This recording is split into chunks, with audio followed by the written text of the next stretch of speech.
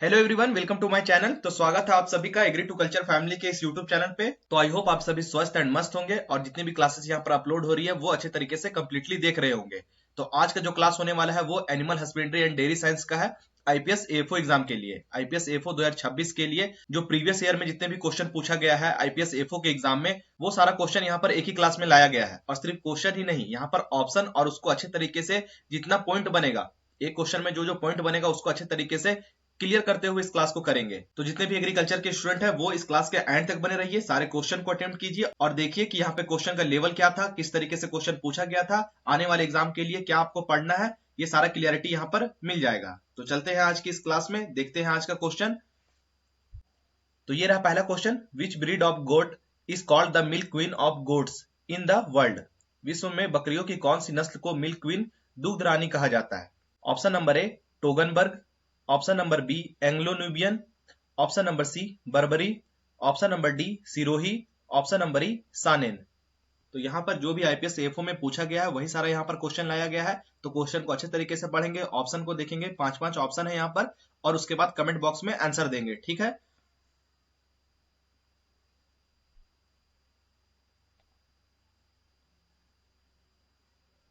तो यहाँ पर इस क्वेश्चन का सही आंसर आपका ऑप्शन नंबर ई हो जाएगा। सानेन जो है ये मिल्क क्वीन के नाम से जानी जाती है। इसका जो मिल्क का प्रोडक्शन होता है वो काफी हाई होता है। और यहाँ पर बात करेंगे इसका ओरिजिन प्लेस, तो ओरिजिन कहाँ पे है इसका? तो स्विट्जरलैंड। स्विट्जरलैंड का जो सानेन वैली है, सानेन वैली, ये यहाँ पर इसका ओरिजिन प्लेस माना जाता है। मिल्क का प्रोडक्शन इसका अच्छा है, one of the highest among the goat breed में यहाँ पे देखेंगे तो मिल्क प्रोडक्शन में सानेन जो है ये आगे है। और यहाँ पर बात करेंगे और स्विस की वैरायटी कौन कौन सी है, तो टोगनबर्ग हो गया। स्विस वैरायटी की बात करेंगे स्विट्जरलैंड की, तो और कौन कौन सा हो गया? टोगनबर्ग, अल्पाइन, और यहाँ पे सानेन, ये सब जो है ये स्विस वैरायटी है। और यहाँ पर क्या क्वेश्चन बन सकता है, तो the pride goat of India की बात करेंगे, द क्वीन ऑफ, मतलब इंडिया में बात करेंगे मिल्क का, तो जमुना पारी आपका आंसर होगा। तो ये सारा जो पॉइंट है यहाँ से बन रहा है, ठीक है। चलते हैं अगले क्वेश्चन में। नेक्स्ट यहाँ पे, which of the following is dual purpose milk and meat breed of goat. निम्नलिखित में से कौन सी बकरी की द्वि उद्देश्य दूध एवं मांस प्राप्त करने के लिए जो नस्ल है वो कौन सा है? ब्लैक बंगाल, बीटल, मरवारी, सानेन, नन ऑफ दिस।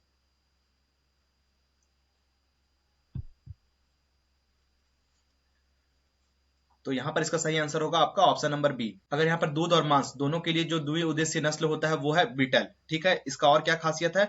बीटल के यहाँ पे नेटिव प्लेस की बात करेंगे, नेटिव प्लेस कौन सा है इसका, तो पंजाब हो गया, हरियाणा हो गया,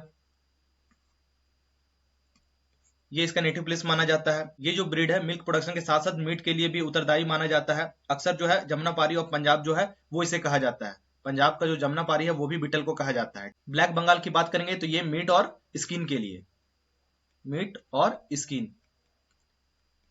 के लिए रेयरिंग किया जाता है। मरवारी की बात करेंगे तो ये मांस उत्पादन के लिए कहां पर? राजस्थान में, राजस्थान में मांस उत्पादन के लिए।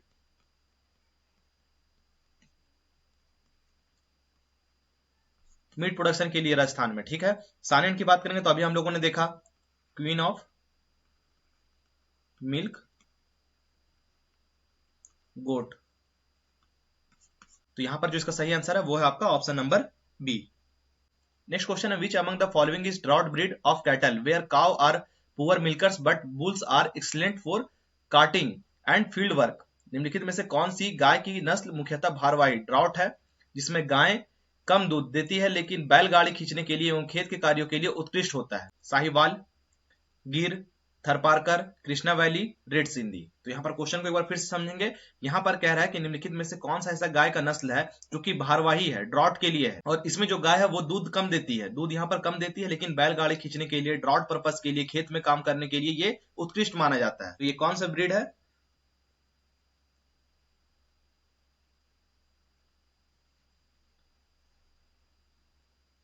तो यहाँ पर साहिवाल की बात करेंगे तो ये तो मिल्च के लिए है, मिल्क मिल्क प्रोडक्शन के लिए। गिर की बात करेंगे तो ये भी मिल्च के लिए है। थरपारकर की बात करेंगे तो ये डुअल पर्पस के लिए देखने को मिलता है, डुअल पर्पस, मिल्क और ड्राउट दोनों के लिए यूज में लिया जाता है। यहाँ पर जो कृष्णा वैली है ये इसका सही आंसर हो जाएगा। कृष्णा वैली जो है ये बैलगाड़ी खींचने के लिए, खेत में काम करने के लिए, ड्रॉट पर्पस के लिए जो है ये यूज में लिया जाता है। रेड सिंधी की बात करेंगे तो ये भी मिल्क के लिए। कहाँ का ये नस्ल है? तो सिंध रीजन का। और यहाँ पर क्या जान सकते हैं, अगर डुअल पर्पस के लिए और ब्रीड आपको जानना है तो यहाँ पे थारपारकर हो गया, हरियाणा हो गया, कांकरेज हो गया। ठीक है, ये डुअल पर्पस के लिए यूज में लिया जाता है। मिल्क का यहाँ पे 3 लिखा हुआ है, साहिवाल, गिर, रेड सिंधी, ये मिल्क प्रोडक्शन के लिए लिया जाता है। ड्रॉट पर्पस के लिए स्पेशली पूछे तो कृष्णा वैली यहाँ पर हो गया, हलीकर हो गया, अमृत महल हो गया, खिलाड़ी हो गया, ये सबको याद कर लेंगे, नोट कर लेंगे। ठीक है, नेक्स्ट यहाँ पे prevention of brucellosis disease in goats can be done by taking measures like. बकरियों में ब्रुसलोसिस रोग की रोकथाम निम्नलिखित में से किस उपाय द्वारा की जाती है? ऑप्शन है dipping in CuSO4 tank, isolation, vaccination, blood test, culling of affected animals, proper medicine and antibiotics, clean hygiene, avoid green fodder feeding. तो यहाँ पर कौन सा आंसर सही होगा? जब बकरियों में ब्रुसलोसिस डिजीज हो जाता है तो उसकी रोकथाम के लिए यहाँ पर कौन सा उपाय किया जाता है?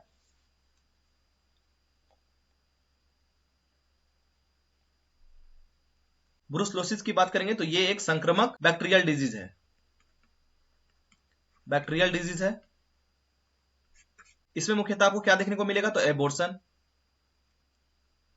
इनफर्टिलिटी, बांझपन और साथ ही साथ प्रजनन संबंधी, यहाँ पर रिप्रोडक्शन संबंधी आपको प्रॉब्लम्स देखने को मिलेगा ब्रुसलोसिस में। ऐसे में क्या करना होता है? तो यहाँ पर आइसोलेशन मेंटेन करना होता है, वैक्सीनेशन देना होता है, ब्लड टेस्ट करते रहना होता है और कलिंग करना होता है। अफेक्टेड जो एनिमल है उससे यहाँ पर दूर रखना होता है। ठीक है, तो इसका जो सही आंसर है वो है आपका ऑप्शन नंबर बी। CuSO4 का कब यूज करते हैं? Dipping in CuSO4 tank. ये तब करते हैं जब बाह्य परजीवी, जब एक्सटर्नल पैरासाइट या फिर जो खुर होता है उसमें रोग को नियंत्रण करने के लिए इसका यूज किया जाता है। ठीक है, नेक्स्ट यहाँ पे advanced pregnancy symptoms in cattle when the embryo foetus comes out is. गायों में गर्भावस्था के उन्नत चरण में भ्रूण बछड़ा बाहर आने पर कौन सा लक्षण दिखाई देता है? Lapsing, prolapse of uterus and vagina, anoestrus, sexual impurities, oestrus, silent oestrus. तो यहाँ पर कौन सा एडवांस प्रेगनेंसी सिम्टम होता है जब यहाँ पर एम्ब्रियो या फिर फेटस बाहर आने लगता है?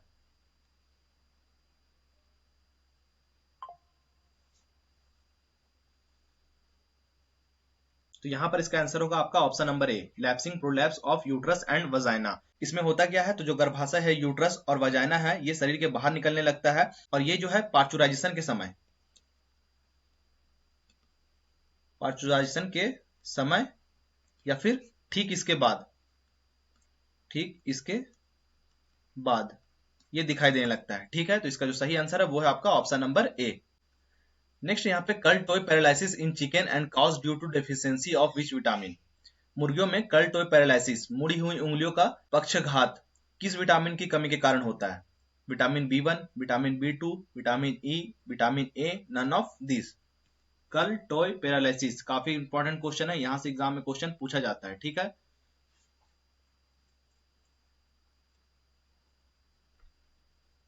तो कल टॉय पैरालिसिस की बात करेंगे तो ये आपको मुर्गियों में देखने को मिलेगा, पोल्ट्री में। इसमें क्या होता है? इनकी जो उंगलियां है वो मुड़ जाती है, कर्ल हो जाती है। किसकी डेफिशिएंसी के कारण होता है? तो विटामिन B2। ठीक है, विटामिन B2 जिसको क्या बोलते हैं? राइबोफ्लेविन। इसकी डेफिशिएंसी के कारण होता है। इसका जो सही आंसर है वो है आपका option number B. Vitamin B1 की बात करेंगे तो इसकी कमी से यहाँ पर पॉलीन्यूरिसिस देखने को मिलता है। क्या? पॉली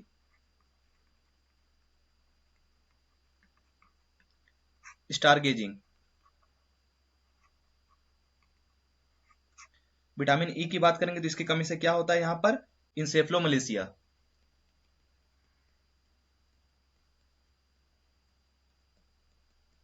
इंसेफ्लोमलेशिया में देखने को मिलता है, जिसको क्रेजी चिक डिजीज भी बोलते हैं। क्रेजी चिक डिजीज।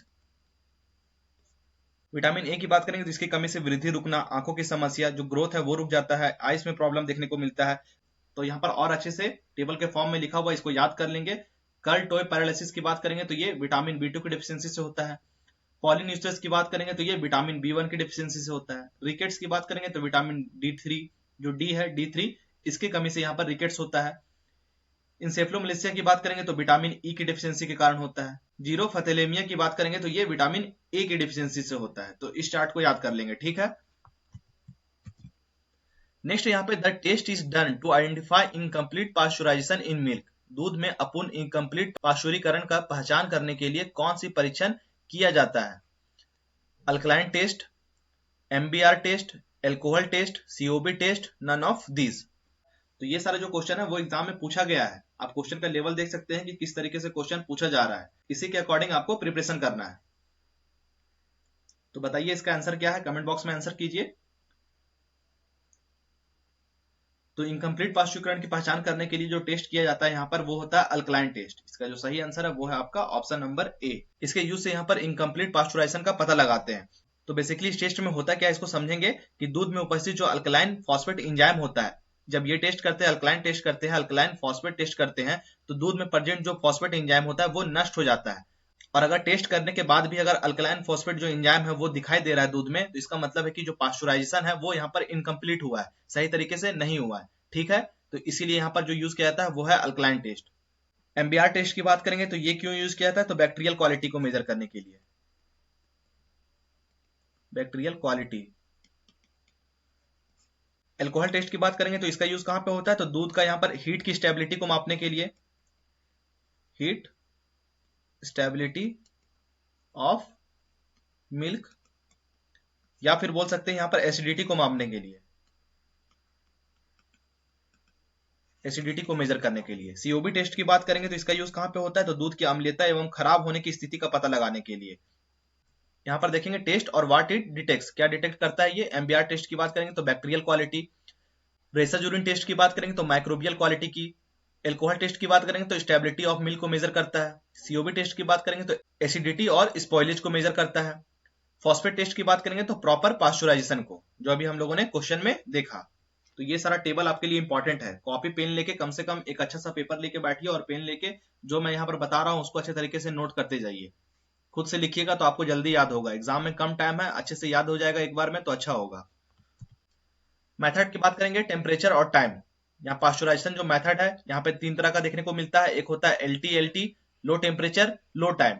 इसमें कितना टेम्परेचर रखना होता है? तो 63 डिग्री सेल्सियस 30 मिनट के लिए। हाई टेम्परेचर शॉर्ट टाइम के लिए बात करेंगे तो यहाँ पर टेम्परेचर कितना होता है? तो 72 डिग्री सेल्सियस 15 सेकंड के लिए।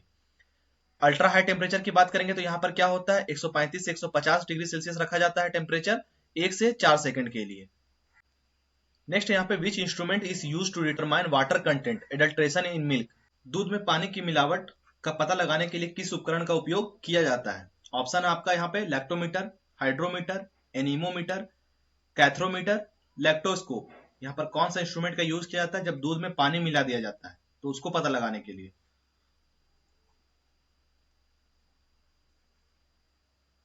तो यहाँ पर इसका जो सही आंसर है वो है आपका ऑप्शन नंबर ए, लैक्टोमीटर।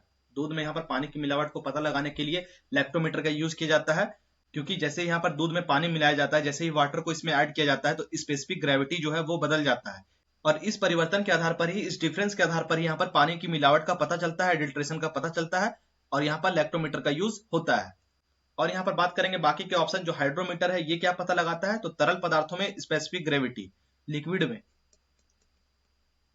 लिक्विड में स्पेसिफिक ग्रेविटी। एनीमोमीटर की बात करेंगे तो वायु की स्पीड, विंड स्पीड। कैथ्रोमीटर क्या होता है? यह बहुत कम लोगों ने सुना होगा, तो ये थर्मल कंडक्टिविटी के लिए यूज किया जाता है, थर्मल कंडक्टिविटी को मेजर करने के लिए। ठीक है। लैक्टोस्कोप की बात करेंगे तो दूध की गुणवत्ता एवं वसा का आकलन करने के लिए, मिल्क क्वालिटी एंड वसा फैट का आकलन करने के लिए।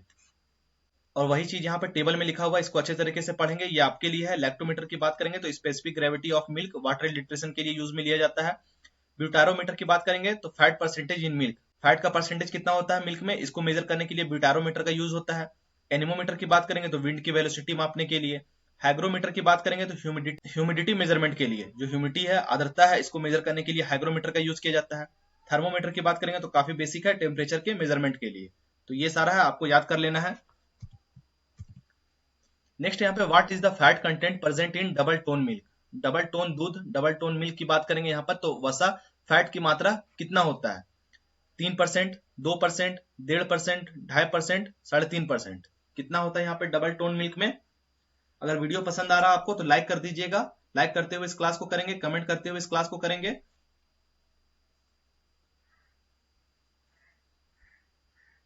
तो डबल टोन मिल्क की बात करेंगे तो यहाँ पर जो फैट कंटेंट होता है वो होता है 1.5, 1.5%। इसका जो सही आंसर है वो है आपका ऑप्शन नंबर सी। इसमें फैट परसेंट जो है वो कम होता है, फैट यहाँ पर कम होता है।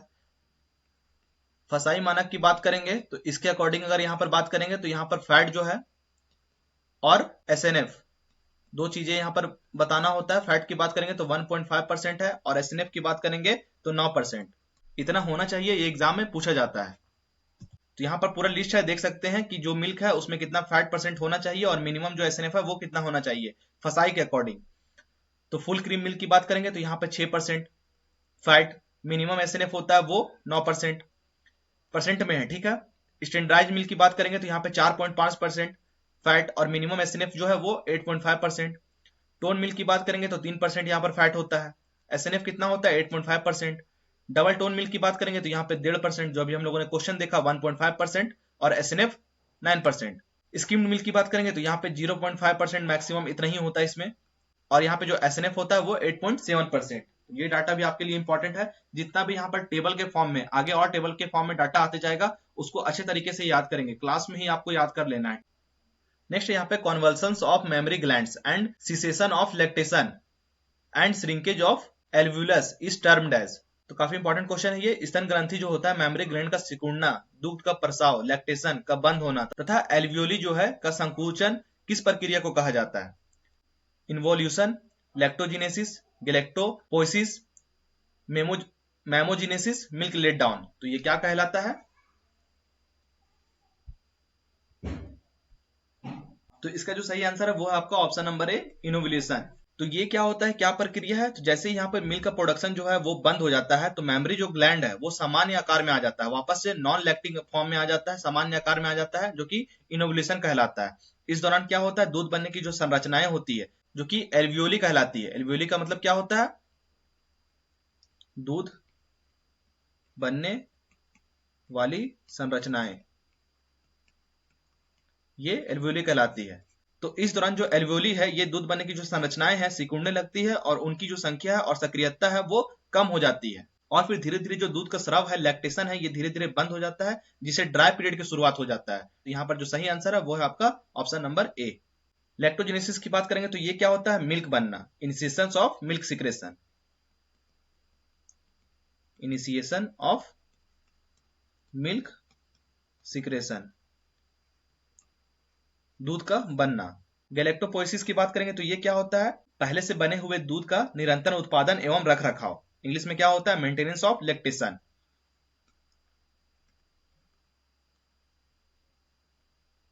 Maintenance of lactation.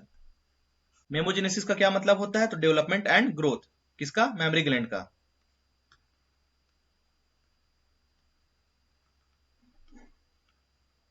Development and growth किसका? मेमोरी ग्लैंड का। मिल्क लेट डाउन की बात करेंगे तो यहाँ पर हार्मोन से क्वेश्चन पूछा जाता है कि कौन सा हार्मोन होता है वो मिल्क लेट डाउन के लिए रिस्पॉन्सिबल होता है, तो वो होता है ऑक्सीटोसिन। ऑक्सीटोसिन हार्मोन, ठीक है। एक बार यहाँ पर फिर से देख लेंगे, मैं खुद से लिख रहा हूं और फिर यहाँ पर आपके लिए है, ताकि एक बार में ही आपको पूरे क्लास में कंसेप्ट जो है, जो पॉइंट है, जो फैक्ट है वो याद हो जाए। मेमोजेनेसिस की बात करेंगे तो डेवलपमेंट ऑफ मेमोरी ग्लैंड, ठीक है। लैक्टोजेनेसिस की बात करेंगे तो initiation of milk secretion. Galactopoiesis की बात करेंगे तो ये क्या होता है? Maintenance of milk production. Milk let down की बात करेंगे तो इजेक्शन ऑफ मिल्क, कौन सा हार्मोन? ऑक्सीटोसिन, ठीक है। इनोवुलेशन की बात करेंगे तो ये क्वेश्चन में हम लोगों ने देखा regression of memory glands. Next यहाँ पे for the very first time artificial insemination AI in India was introduced by. Bharat में सर्वप्रथम कृत्रिम जो गर्भाधान है, आर्टिफिशियल इंसेमिनेशन AI की शुरुआत किसके द्वारा की गई थी? डॉक्टर वर्गीस कुरियन, डॉक्टर जी चौधरी, डॉक्टर भट्टाचार्य, GC बनर्जी। तो किनके द्वारा यहाँ पर AI artificial insemination first time यहाँ पर इंट्रोड्यूस किया गया भारत में?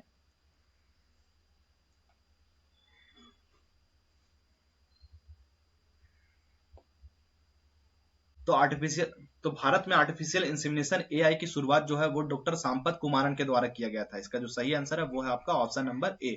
उन्होंने देश में पशुधन सुधार लाइव स्टॉक इंप्रूवमेंट हेतु कृत्रिम गर्भधान एआई, यहाँ पर जो आर्टिफिशियल इंसेमिनेशन है इसको इंट्रोड्यूस किया फर्स्ट टाइम भारत में। आर्टिफिशियल इंसेमिनेशन की बात करेंगे तो इससे क्या होता है, जो सुपीरियर बुल होता है उनके यहाँ पर वीर्य का उपयोग करके पशुओं को आनुवंशिक गुणवत्ता जो है, क्वालिटी जो है इनका, वो इंप्रूव किया जाता है। और इससे होता क्या है, तो यहाँ पे मिल्क का प्रोडक्शन अच्छा होता है, डिजीज रेसिस्टेंट फ्री यहाँ पर ब्रीड देखने को मिलता है, इनकी जो नस्ल है इनमें सुधार देखने को मिलता है। तो इन सब चीजों के लिए यहाँ पर आर्टिफिशियल इंसेमिनेशन का यूज होता है। उसके अलावा बाकी ऑप्शन है जैसे कि डॉक्टर वर्गीस कुरियन, तो ये father of white revolution, milk man of India के नाम से भी जाने जाते हैं।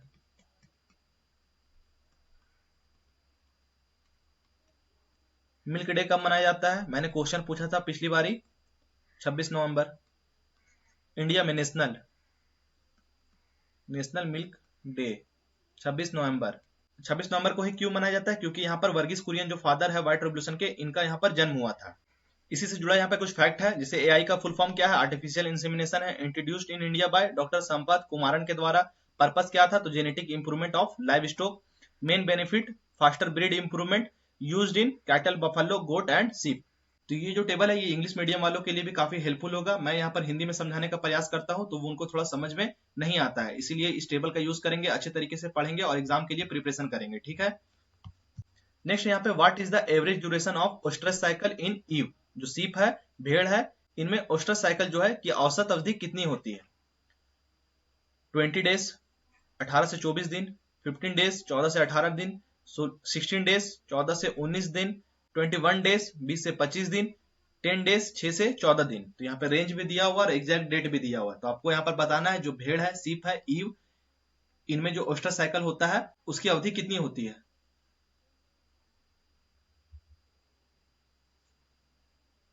तो यहाँ पे लगभग 16 से 17 दिन होता है। तो ऑप्शन नंबर जो सी है ये इसका सही आंसर हो जाएगा, ऑप्शन नंबर सी। ईव जो है इसकी ओस्ट्रस साइकिल की बात करेंगे तो 16-17 दिन की अवधि होती है। सामान्यतः इसका जो दायरा है वो 14 से 19 तक के बीच में भी चला जाता है, ठीक है। और यहाँ पे जो बाकी के ऑप्शन है इसको भी डिस्कस करेंगे। यहाँ पर चार्ट में देख सकते हैं, काउ जो होता है गाय, इनका कितना दिन का होता है, तो 21 दिन का। बफेलो की बात करेंगे तो ये इनका भी 21 दिन। ईव सीप अभी हम लोगों ने देखा 16 से 17 दिन। डो की बात करेंगे गोट का तो 21 दिन। सो की बात करेंगे जो पिग है, सुअर, उनका कितना होता है 21 दिन। और मेयर की बात करेंगे हॉर्स, तो इनका भी 21 दिन। तो ये भी डाटा आपके लिए इंपॉर्टेंट है। मैंने पहले ही बोला है जो भी चार्ट के फॉर्म में, टेबल के फॉर्म में आपके लिए डाटा लाया गया है वो एग्जाम के लिए इंपॉर्टेंट है। और यहाँ पर स्ट्रेस ड्यूरेशन भी दिया हुआ है, कितना ड्यूरेशन होता है स्ट्रेस का।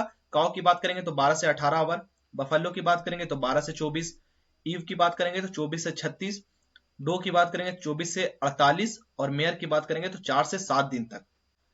नेक्स्ट यहाँ पे question number 13, for AI semen is collected and after equilibration with glycerol it is stored at -196 degree Celsius using which agent. कृत्रिम गर्भधान एआई हेतु वीर्य जो है सीमन संग्रह करने के बाद ग्लिसरॉल के साथ इक्विलिब्रेशन के पश्चात इसे -196 196 डिग्री सेल्सियस पर किस माध्यम में संग्रहित किया जाता है। Liquid nitrogen, bust ice, cold ice, helium nitrogen, sodium.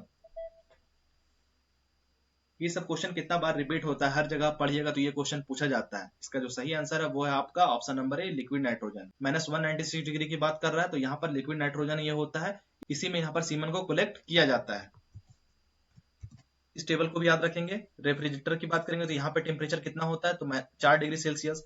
Deep freezer पे की बात करेंगे तो यहाँ पर कितना में रखेंगे, -20 डिग्री सेल्सियस पे रखेंगे। ड्राई आइस का टेम्परेचर कितना होता है, तो -78.5 डिग्री सेल्सियस। लिक्विड नाइट्रोजन अभी हम लोगों ने देखा -196 196 डिग्री सेल्सियस। नेक्स्ट यहाँ पे symptoms of mastitis in dairy animal include, दुग्ध पशुओं में मेस्टिटिस के प्रमुख लक्षण क्या है। Abortion in late pregnancy, abdomen pain and loss of appetite, abortion और delivery of immature baby calf, swollen udder, pain in udder and yield reduction, fever, nasal discharge and coughing. तो यहाँ पे क्या सिम्टम्स है, क्या लक्षण होता है, जो दुग्ध वाले पशु होते हैं, मिल्क एनिमल होते हैं, उनमें मेस्टाइटिस डिजीज होता है।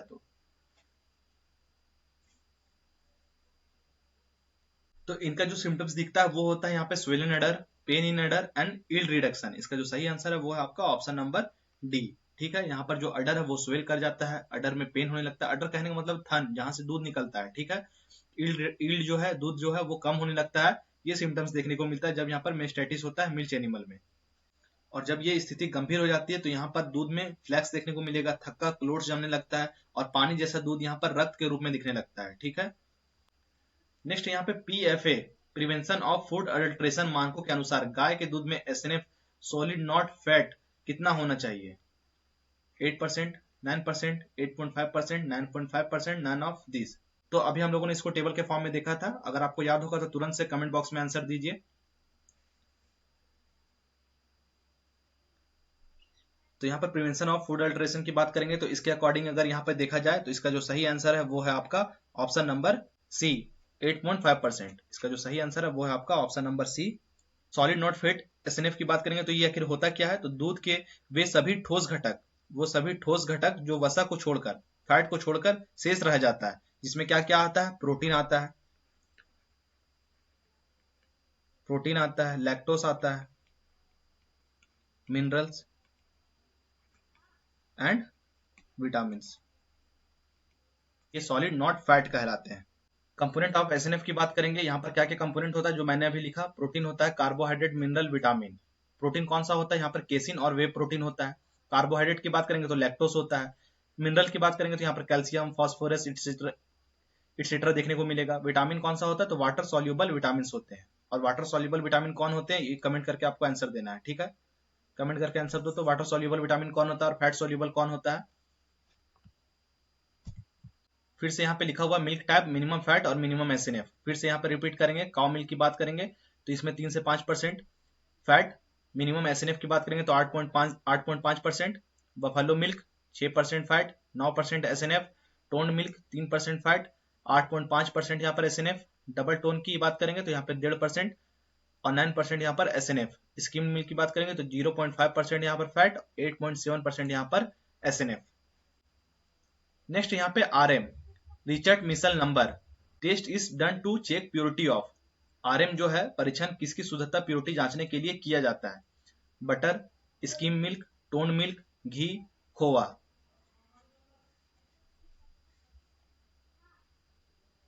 तो यहाँ पर जो सही आंसर है वो है आपका option number D. Reichert Meissl number जो है ये घी को मापने के लिए, घी की शुद्धता को मापने के लिए यहाँ पर यूज में लिया जाता है। इसका सही आंसर आपका option number D.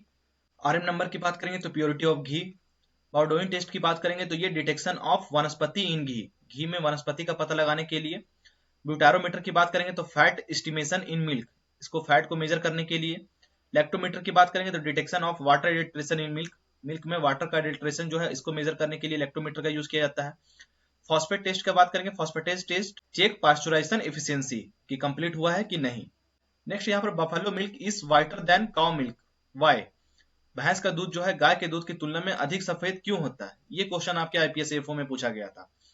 Beta carotene pigment gets converted colourless pigment, it contains more fat, it contains no lactose, it contains more calcium, none of this.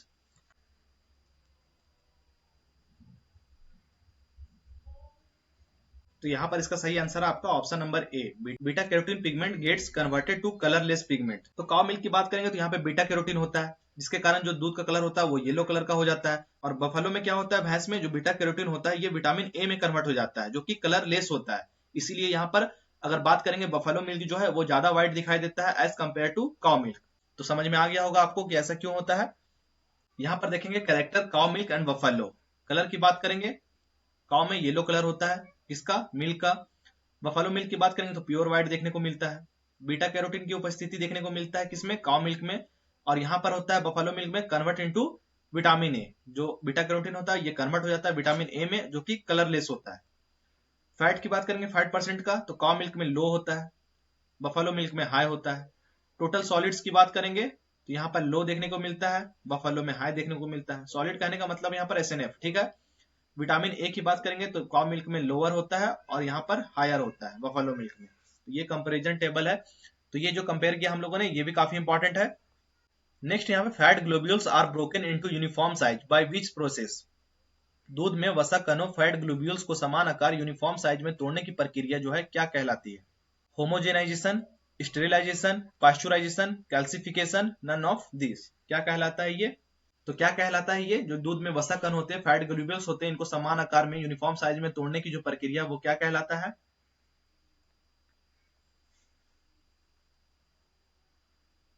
तो यहाँ पर फैट ग्लोब्यूल्स को यूनिफॉर्म समान आकार में यहाँ पर तोड़ना है, तो ये जो है होमोजेनाइजेशन कहलाता है। इसका सही आंसर है आपका ऑप्शन नंबर ए। स्टेरिलाइजेशन की बात करेंगे तो ये क्यों किया जाता है, तो यहाँ पे सूक्ष्म जीव, माइक्रो ऑर्गेनिज्म को नष्ट करने के लिए कंप्लीटली। पास्चुराइजेशन की बात करेंगे तो ये भी जो है मिल्क में जो जीवाणु है उसको खत्म करने के लिए। कैल्सिफिकेशन की बात करेंगे तो ये संबंध है कैल्शियम डिपोजिशन से। नेक्स्ट यहाँ पे secretion of milk by glandular secretory tissue of milk animals and its collection in the mammary system terminating in milk let down in response to specific stimuli is known as. दुग्ध पशुओं में स्तन ग्रंथि जो memory gland की स्रावी ऊतकों द्वारा दूध का निर्माण जो है उसका स्तन ग्रंथि में संग्रहण तथा विशिष्ट उत्तेजना पर दूध का निकलना किस प्रक्रिया को कहते हैं? Lactation, secretion, homogenization, flushing, none of this. तो यहाँ पर आपको क्वेश्चन में कंफ्यूज नहीं होना। आईपीएस एफओ का आपको लैंग्वेज इसी तरीके से मिलता है, पूरा डेफिनेशन दिया होता है, लेकिन यहाँ पर कुछ पॉइंट्स को आपको पकड़ना है। यहाँ पर क्वेश्चन में क्या कह रहा है कि जो स्तन ग्रंथि मेमोरी ग्लैंड की जो स्रवी ऊतक है यहाँ से दूध का निर्माण हो रहा है और ग्रंथि में संग्रहण और विशिष्ट उत्तेजना से यहाँ पे दूध का निकलना, तो ये लैक्टेशन से रिलेटेड है। इसका जो सही आंसर है वो है आपका ऑप्शन नंबर ए, लैक्टेशन कहलाता है। ठीक है, यहाँ पे सिक्रेशन नहीं लगा देना। लैक्टेशन में क्या क्या शामिल होता है, तो यहाँ पर मिल्क फॉर्मेशन, मिल्क का बनना, milk secretion, storage, milk let down, ये सब जो प्रक्रिया इसमें शामिल है लैक्टेशन में। यहाँ पे एक टर्म लिखा हुआ फ्लशिंग इंपॉर्टेंट है। इसका मतलब क्या होता है, तो फ्लशिंग का अर्थ होता है प्रजनन के समय, रिप्रोडक्शन के समय यहाँ पर पशुओं को अतिरिक्त पोषण देना। एक्स्ट्रा राशन कब? प्रजनन के समय, रिप्रोडक्शन के टाइम, फ्लशिंग कहलाता है। नेक्स्ट यहाँ पे act of पार्चुराइजेशन of saw is called. मादा जो सुअर है सॉ में प्रसव जो पार्चुरेशन है की प्रक्रिया को क्या कहा जाता है? Calving, farrowing, lambing, feeding, none of this. क्या कहा जाता है?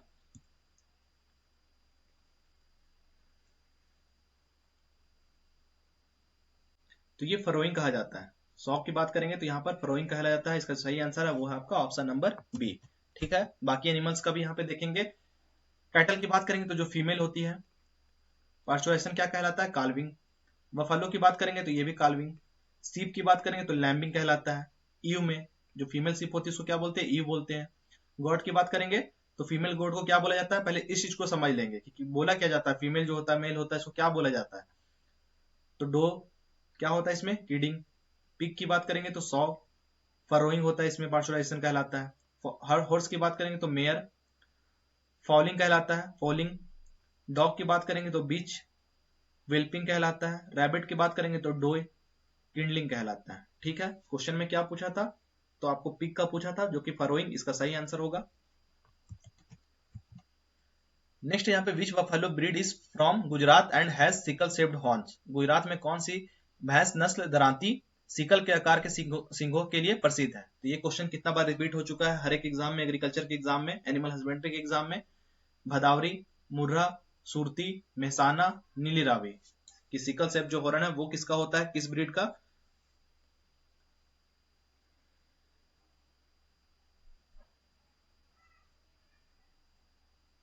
तो ये सुरती में होता है। इसका जो सही आंसर है वो है आपका ऑप्शन नंबर सी, सुरती जो है ये भैंस की प्रसिद्ध नस्ल है, मिल्च ब्रीड के लिए जाना जाता है। मूल स्थान की बात करेंगे तो कहां पर है? गुजरात।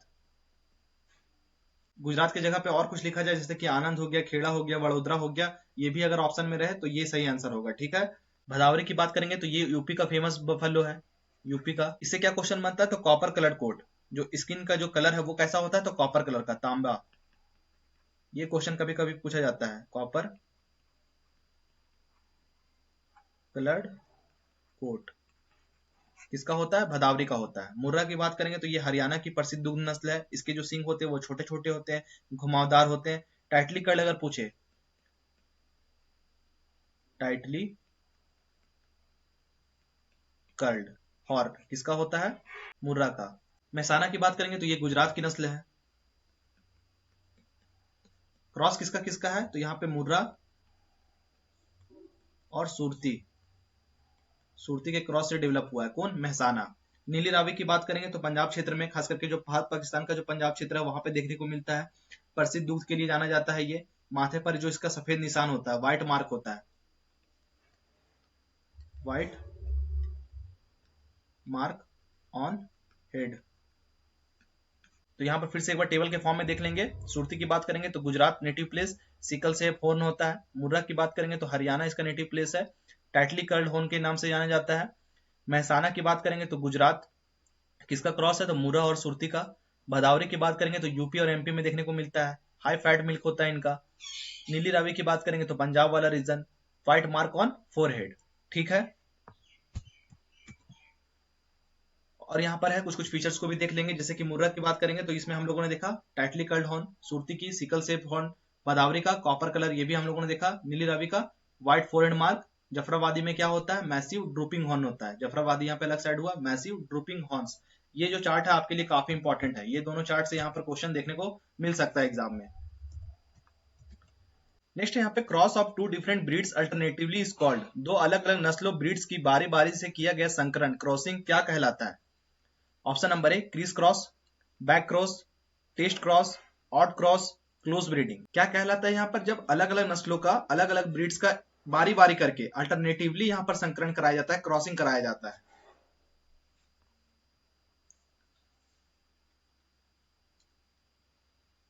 तो ये क्रिस क्रॉस कहलाता है। इसका जो सही आंसर है वो है आपका ऑप्शन नंबर ए। इसमें यहाँ पर दो अलग अलग ब्रीड्स को लिया जाता है, उसके बाद फिर बारी बारी करके अल्टरनेट करके इसमें क्रॉसिंग कराया जाता है, क्रिस क्रॉस कहलाता है। ठीक है, इसका मेन ऑब्जेक्टिव क्या होता है? ऑब्जेक्टिव अगर पूछा जाए, ऑब्जेक्टिव क्या होता है? तो हाइब्रिड विगर को मेंटेन करना, हाइब्रिड विगर को, जो हिट्रोसिस कहलाता है, हिट्रोसिस को लंबे टाइम तक, लॉन्ग पीरियड तक बनाए रखना। ठीक है, ये इसका मेन ऑब्जेक्टिव है। बाकी के ऑप्शन को हम लोग यहाँ पे देखेंगे टेबल के फॉर्म में। क्रिस क्रॉस का हम लोगों ने देखा, alternate use of two breeds. Back cross की बात करेंगे तो cross with one of the parent, किसी एक पेरेंट्स के साथ क्रॉस करवाना। टेस्ट क्रॉस की बात करेंगे तो cross of the homozygous recessive. Odd crossing की बात करेंगे तो unrelated animal of same breed, same breed का अनरिलेटेड एनिमल्स में यहाँ पे क्रॉसिंग होता है, जो कि ऑड क्रॉसिंग कहलाता है। इन ब्रीडिंग की बात करेंगे तो ये क्लोज ब्रीडिंग कहलाता है। मेटिंग ऑफ रिलेटेड एनिमल्स, जो भी रिलेटेड एनिमल्स है उनमें यहाँ पर मैटिंग कराना इन ब्रीडिंग कहलाता है, अपने क्लोज वन में। नेक्स्ट यहाँ पे milk fever is cause due to the deficiency of, दुग्ध ज्वार जो है मिल्क फेवर किस तत्व की कमी के कारण होता है? Calcium, zinc, boron, copper, nitrogen.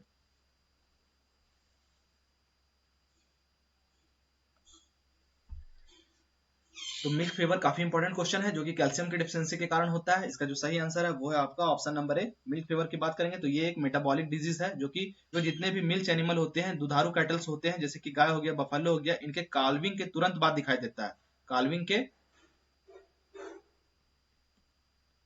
के तुरंत बाद। ठीक है, आफ्टर काविंग ये दिखाई देता है। किसकी डेफिशिएंसी के कारण होता है? तो कैल्शियम डेफिशिएंसी के कारण। एक बार फिर से यहाँ पे चार्ट के फॉर्म में डिजीज को समझ लेंगे। डिजीज की बात करेंगे तो मिल्क फीवर, मेन कॉज क्या है? Calcium deficiency. साइंटिफिक नेम पार्चुरियन पेरिसिस, ये इसका साइंटिफिक नेम है। अकरेंस की बात करेंगे तो क्या होता है, कब दिखाई देता है? इमीडिएटली आफ्टर काविंग, एकदम काविंग के तुरंत बाद ही ये दिखाई देता है।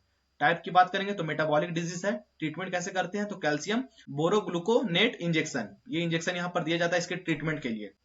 और यहाँ पर कुछ डिजीज है किसकी डेफिशिएंसी के कारण होता है, वो भी यहाँ पर देख लेंगे। मिल्क फीवर हम लोगों ने देखा कैल्शियम डेफिशिएंसी के कारण होता है। ग्रास टेटेनी की बात करेंगे तो ये मैग्नीशियम डेफिशिएंसी के कारण होता है। कीटोसिस की बात करेंगे तो एनर्जी डेफिशिएंसी के कारण होता है।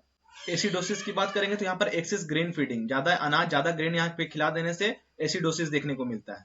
नेक्स्ट है यहाँ पे which of the following housing system is used in commercial layer farming where poultry birds are kept in cages of about 14 into 16 inches और 17 इंचेस। व्यवसायिक लेयर पोल्ट्री फार्मिंग में वह कौन सी आवास प्रणाली है, हाउसिंग सिस्टम है, जिसमें मुर्गियों को लगभग 14 इंटू 16 इंच या फिर 14 इंटू 17 इंच आकार के पिंजरों में रखा जाता है? तो हाउसिंग सिस्टम से यहाँ पर क्वेश्चन आया। बैटरी मेथड कहलाता है, केज सिस्टम कहलाता है, डबल केज सिस्टम कहलाता है, लाइट मेथड कहलाता है, या फिर नन ऑफ दिस। क्या कहलाता है ये, जहां पर 14 से 16 इंच या फिर 14 से 17 इंच का आकार का पिंजरा बनाया जाता है?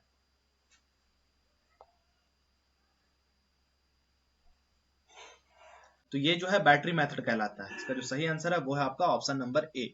ये कमर्शियल लेयर फार्मिंग के लिए सबसे अधिक उपयोग किया जाने वाला केज हाउसिंग सिस्टम है। कमर्शियली यहाँ पर बात किया जाए, कमर्शियली जो पोल्ट्री है, लेयर पोल्ट्री है, इसको फार्मिंग के लिए ये जो मेथड है ये अपनाया जाता है। ठीक है, इस प्रणाली में क्या होता है, जो बर्ड्स होते हैं इनको अलग या फिर छोटे समूह में तार के पिंजरे में रखा जाता है। उसका साइज कितना होता है, 14x16 इंच या फिर 14x17 इंच। इससे बेनिफिट क्या होता है, तो यहाँ पर जो अंडा का संग्रह होता है, egg collection, feeding, disease control and management में यहाँ पर आसानी होता है।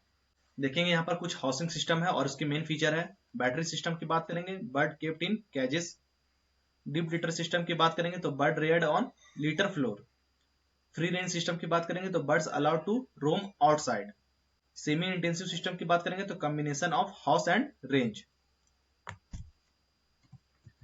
नेक्स्ट है यहाँ पे milk is which type of emulsion. दूध जो है किस प्रकार का इमल्सन है, oil in water, water in oil, oil in oil, water in water, fog in water.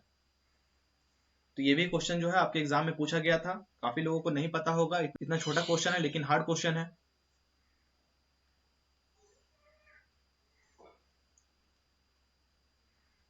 तो दूध जो है ये किस तरह का इमल्सन है, तो ऑयल इन वाटर। इसका जो सही आंसर है वो है आपका ऑप्शन नंबर ए। मिल्क की बात करेंगे तो मिल्क एक नेचुरल इमल्सन है,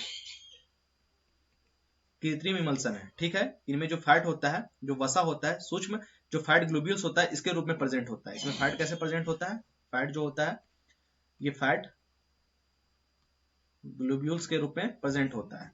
और यहाँ पर देख लेंगे बाकी का जो प्रोडक्ट है वो किस तरह का इमल्सन है। मिल्क की बात करेंगे तो ऑयल इन वाटर है, क्रीम की बात करेंगे ऑयल इन वाटर है, बटर जो है वाटर इन ऑयल है, और मार्गेरिन की बात करेंगे तो वाटर इन ऑयल है। तो इसको भी एक बार याद कर लेंगे। ठीक है, क्वेश्चन अगर आ गया तो यहाँ पर फंसना नहीं है। यहाँ पर मिल्क का कंपोनेंट दिया हुआ है, क्या क्या मिल्क में प्रेजेंट होता है और कितना अमाउंट में प्रेजेंट होता है। ठीक है, वाटर की बात करेंगे तो वाटर यहाँ पर 87%, सबसे ज्यादा जो पाया जाने वाला होता है वो वाटर ही होता है। फैट की बात करेंगे तो 3 से 7% होता है। प्रोटीन कितना होता है, 3 से 4% होता है। लैक्टोज की बात करेंगे तो 4 से 5% होता है। मिनरल की बात करेंगे तो 0.7%। नेक्स्ट क्वेश्चन है यहाँ पे, what is the average gestation period of buffalo. भैंस की बात करेंगे, बफेलो का जो औसत गर्भकाल जो होता है, गेस्टेशन पीरियड कितना होता है, 270 प्लस माइनस 1 दिन, 310, 150, 114, 120। तो यहाँ पर जो गेस्टेशन पीरियड है बफेलो में देखने को मिलता है वो होता है 310, ऑप्शन नंबर बी। इसका सही आंसर है ऑप्शन नंबर बी। ठीक है, एक दिन आपका आगे पीछे देखने को मिल सकता है, वही यहाँ पर ऑप्शन में दिया हुआ है। 310 दिन इसका माना जाता है, 310 दिन होता है। और यहाँ पर बाकी एनिमल्स का भी देख लेंगे। काऊ की बात करेंगे तो यहाँ पे 280 से 285 दिन गेस्टेशन पीरियड। बफेलो की बात करेंगे 310 दिन। सीप की बात करेंगे ईव 147 से 150 दिन। गोट जो है 150 दिन। पिग की बात करेंगे 114 दिन। हॉर्स जो होता है मेयर, इनका 336 340 दिन। डॉग की बात करेंगे तो 58 से 63 दिन। नेक्स्ट क्वेश्चन है यहाँ पे, a female pig that has not yet given birth is called. ऐसी मादा सुअर फीमेल पिग जिसने अभी तक बच्चों को जन्म नहीं दिया, उसे क्या कहा जाता है, बोअर, सौ, गिल्ट, डियो, ईव। क्या कहा जाता है, इसका आंसर आपको कमेंट करके देना है।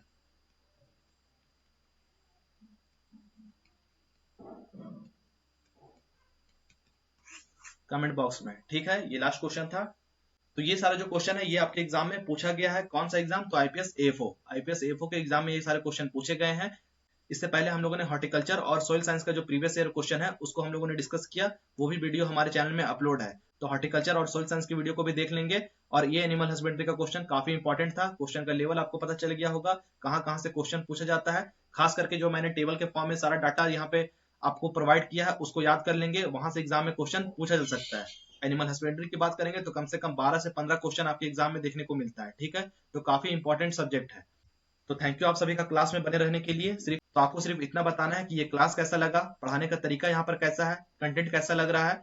अगर इसका पीडीएफ चाहिए होगा तो एग्री टू कल्चर फैमिली के ऑफिशियल चैनल में, टेलीग्राम चैनल पे यहाँ पर अपलोड कर दिया जाएगा, वहां से आप डाउनलोड कर सकते हैं। स्कैनर भी लगा हुआ है, क्यूआर कोड यहाँ पे लगा हुआ है, स्कैन करके आप हमारे टेलीग्राम चैनल से जुड़ सकते हैं। तो थैंक यू आप सभी का एक बार फिर से वीडियो को पूरा देखने के लिए और चैनल से जुड़े रहने के लिए।